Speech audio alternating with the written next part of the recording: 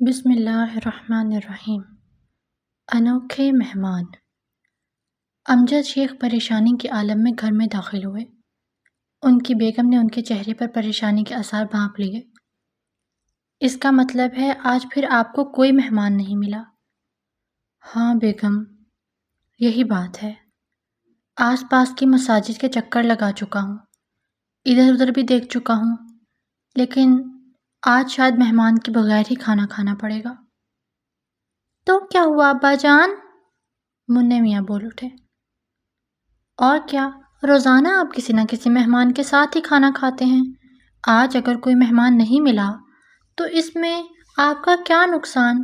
فرحان بولا۔ بھائی تم لوگ اس بات کو نہیں سمجھو گے، بس مجھے مزہ آتا ہے۔ مہمان ساتھ ہو تو کھانے کا مزہ ہی اور ہے۔ ایسے میں دروازے کی گھنٹی بجی۔ وہ چونک اٹھے۔ انہوں نے دروازہ کھولا تو باہر ایک اجنبی کو کھڑا پایا۔ جی فرمائیے، امجد صاحب نے پوچھا۔ شہر میں اجنبی ہوں، شام سے پہلے گاؤں واپس جانے کا ارادہ تھا، لیکن اڈے پر دیر سے پہنچا۔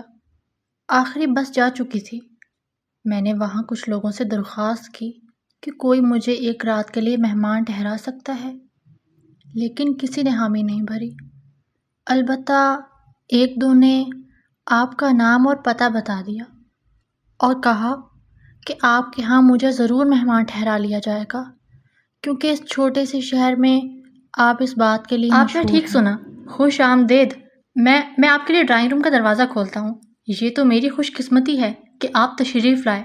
میں تو کسی مہمان کے لیے سخت بے چین ہو رہا تھا۔ تلاش کے باوجود آج مجھے کوئی مہمان نہیں ملا تھا۔ یہ کہہ کر امجد شیخ اندر کی طرف مڑ گئے۔ گھر کے افراد نے دیکھا کہ اب ان کے چہرے پر خوشی کے آثار نمایاں نظر آ رہے تھے۔ پھر انہوں نے مہمان کے لیے ڈرائنگ روم کا دروازہ کھول دیا اور اسے اندر لے آئے، پانی پلایا، پھر جلد ہی مہمان کے آگے دسترخوان بچھا دیا۔ انہوں نے مہمان کے ساتھ کھانا شروع کیا۔ محبت بھرے انداز میں بار بار کھانے کی پلیٹیں مہمان کی طرف سرکاتے رہے اور کہتے رہے، لیجیے، یہ بھی چکھیے نا، یہ تو آپ نے لیا ہی نہیں، اور کھائیے، تکلف کی ضرورت نہیں۔ یہاں تک کہ مہمان خوب سیر ہو گیا۔ عشاء کی نماز کے بعد مہمان سونے کے لیے لیٹ گیا تو امجد صاحب اندر آ گئے۔ سب کے چہروں پر سوال تھا۔ آخر ان کے بڑے بیٹے عرفان نے کہا، ہم آپ کا یہ معمول بہت مدت سے دیکھ رہے ہیں۔ مہمان کے بغیر آپ کھانا کھانا پسند ہی نہیں کرتے۔ کوئی مہمان نہ ملے تو پریشان ہو جاتے ہیں۔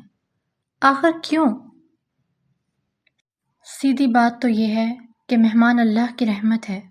ہم کسی کو کھانا کھلائیں گے تو اللہ تعالیٰ خوش ہوگا، ہمارے کھانے میں برکت ہوگی، دل کو خوشی ہوگی، اور سب سے بڑی بات، یہ سیدنا ابراہیم علیہ السلام کی سنت ہے۔ سیدنا ابراہیم علیہ السلام ہمارے نبی محمد صلی اللہ علیہ وآلہ وسلم کے جد امجد ہیں۔ اس کا یہ مطلب ہرگز نہیں کہ ہمارے نبی صلی اللہ علیہ وآلہ وسلم سیدنا ابراہیم علیہ السلام کے مقابلے میں کم مہمان نواز تھے، ایسی کوئی بات نہیں۔ لیکن چونکہ اس مہمان نوازی کی ابتدا سیدنا ابراہیم علیہ السلام سے ہوئی، اس لیے میں کہتا ہوں کہ یہ سنت ابراہیمی ہے، اور مجھے اس پر عمل کر کے بہت زیادہ خوشی ہوتی ہے۔ اور ایک بار سیدنا ابراہیم علیہ السلام کے ساتھ بہت ہی عجیب واقعہ پیش آیا تھا۔ جی کیا مطلب عجیب واقعہ؟ ہاں بھائی، عجیب واقعہ، بلکہ بہت عجیب واقعہ۔ کیا خیال ہے، سننا پسند کرو گے؟ کیوں نہیں، ہم تو بہت شوق سے سنیں گے۔ اچھا تو پھر آرام سے بیٹھ جاؤ، میں بات شروع کرتا ہوں۔ پہلے تو میں سیدنا ابراہیم علیہ السلام اور سیدنا اسماعیل علیہ السلام کے بارے میں بتاتا ہوں۔ یہ کہہ کر انہوں نے سیدنا ابراہیم علیہ السلام کی پیدائش سے لے کے خانہ کعبہ کی تعمیر تک کے تمام واقعات انہیں سنا دیے۔ پھر اس کے بعد کے واقعات اس طرح شروع کیے۔ پھر کئی سال گزر گئے۔ سیدنا ابراہیم علیہ السلام بوڑھے ہو گئے، ان کے بال سفید ہو گئے، جسم کمزور ہو گیا۔ آپ کی بیوی سیدہ سارہ علیہ السلام بھی بوڑھی ہو گئیں، ان کے بال بھی سفید ہو گئے، جسم کمزور ہو گیا، اولاد کی طرف سے بالکل نا امید ہو گئے۔ تب ایک عجیب واقعہ ہوا۔ سیدنا ابراہیم علیہ السلام سے ملاقات کے لیے 3 آدمی آئے۔ تینوں بالکل جوان تھے، خوبصورت تھے، ان کے چہرے سیدنا ابراہیم علیہ السلام نے انہیں خوش آمدید کہا، پھر مہمانوں کے لیے ایک بچڑا ذبح کیا، اس کو بھونا اور مہمانوں کے آگے رکھ دیا، لیکن مہمانوں نے کھانے کی طرف ہاتھ نہیں بڑھایا۔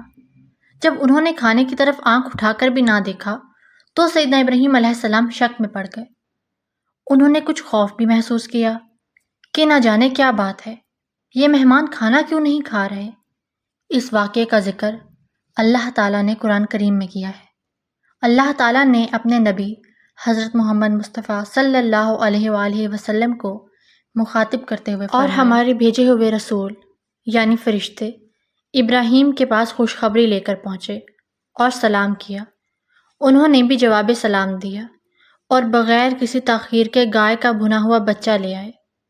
اب جو دیکھا کہ ان کے تو ہاتھ اس کی طرف نہیں پہنچ رہے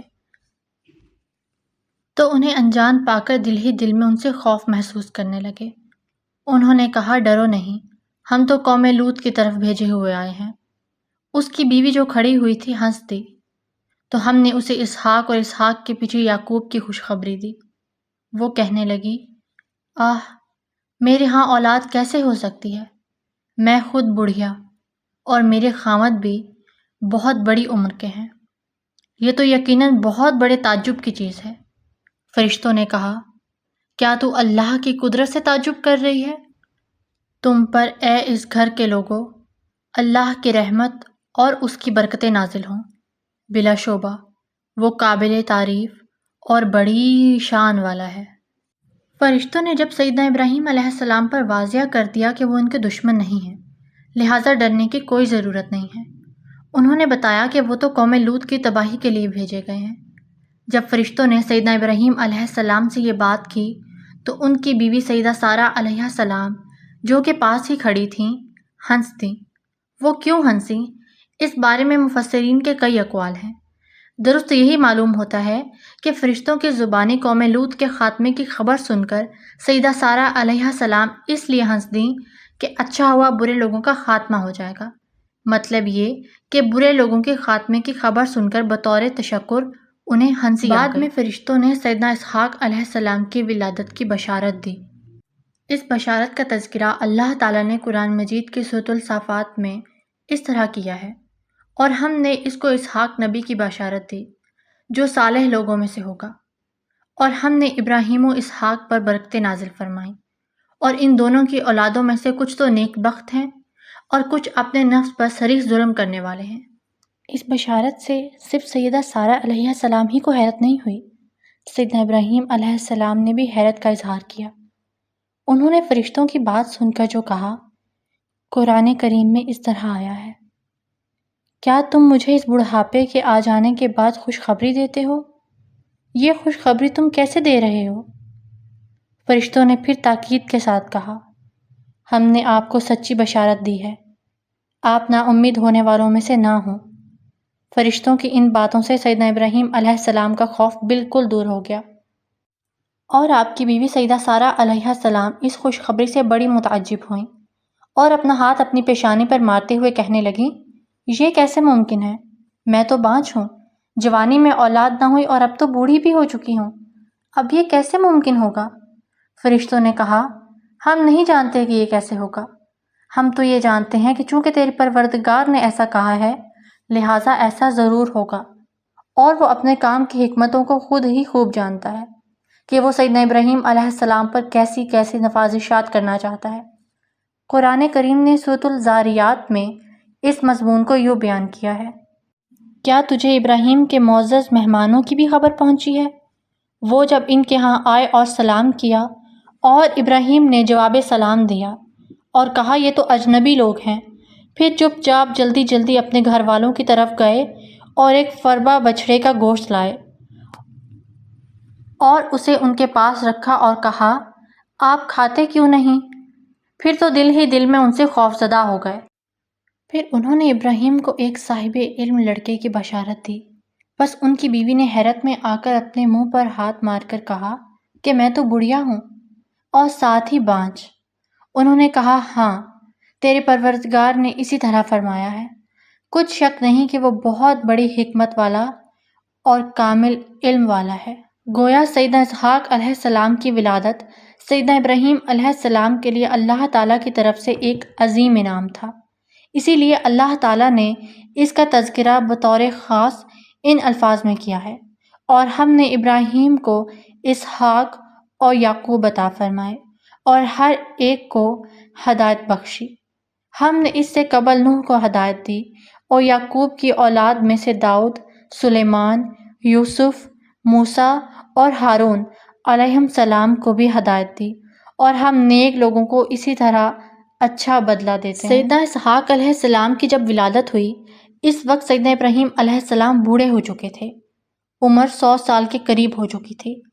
اس عمر میں بیٹے کا ہونا اللہ تعالیٰ کی طرف سے خاص مہربانی تھی، چنانچہ سیدنا ابراہیم علیہ السلام نے اللہ تعالیٰ کی اس خصوصی عنایت پر ان الفاظ میں اللہ تعالیٰ کا شکر ادا کیا: اللہ کا شکر ہے جس نے مجھے اس بڑھاپے میں اسماعیل اور اسحاق عطا فرمائے، بلا شبہ میرا رب خوب دعائیں سننے والا ہے۔ سیدنا ابراہیم علیہ السلام اور ان کی بیوی سیدہ سارہ علیہ السلام کو سیدنا اسحاق علیہ السلام کی خوشخبری سنانے کے بعد فرشتے سدوم شہر کی طرف چلے گئے تاکہ لوط علیہ السلام کی قوم پر اللہ کا عذاب نازل کریں، وہ عذاب جسے اللہ تعالیٰ نے اس قوم کے لیے لکھ دیا تھا۔ پھر اس واقعے کے تقریباً 1 سال بعد سیدہ سارہ علیہ السلام کے ہاں ایک بیٹا پیدا ہوا، ان کا نام اسحاق رکھا گیا۔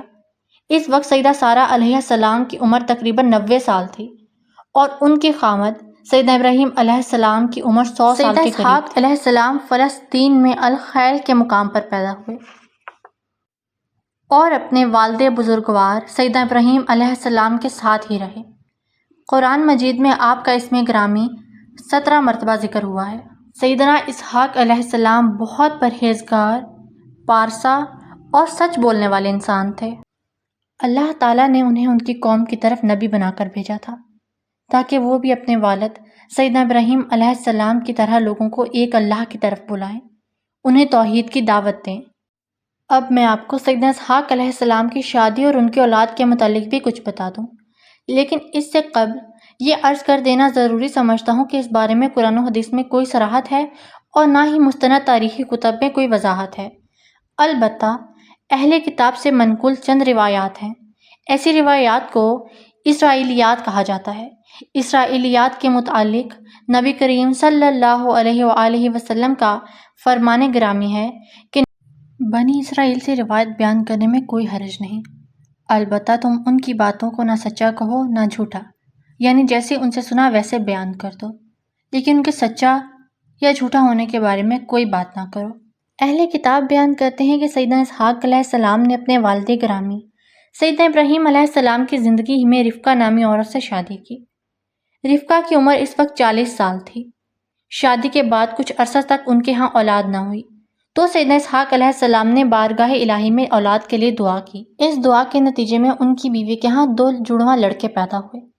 ایک کا نام عیسو تھا، اہل عرب اسے عیس کہتے ہیں، رومیوں کا جد امجد یہی شخص ہے۔ دوسرے بیٹے کا نام سیدنا یعقوب علیہ السلام تھا، ان کا دوسرا نام اسرائیل ہے، اسی لیے ان کی اولاد کو بنو اسرائیل کہا جاتا ہے۔ سیدنا یعقوب علیہ السلام جلیل القدر نبی تھے، سیدنا یوسف علیہ السلام انہی کے بیٹے تھے۔ صحیح بخاری میں سیدنا ابو ہریرہ رضی اللہ تعالیٰ عنہ سے روایت ہے کہ نبی کریم صلی اللہ علیہ وآلہ وسلم نے فرمایا: عزت دار شخصیت کے پڑپوتے، عزت دار کے پوتے، عزت دار کے بیٹے اور خود بھی عزت دار یوسف بن یعقوب بن اسحاق بن ابراہیم علیہ السلام۔ اس حدیث سے سیدنا اسحاق علیہ السلام اور ان کی اولاد کی عظمت و بزرگی کا پتہ چلتا ہے۔ تو بات چل رہی تھی سیدنا اسحاق علیہ السلام کی اولاد کی۔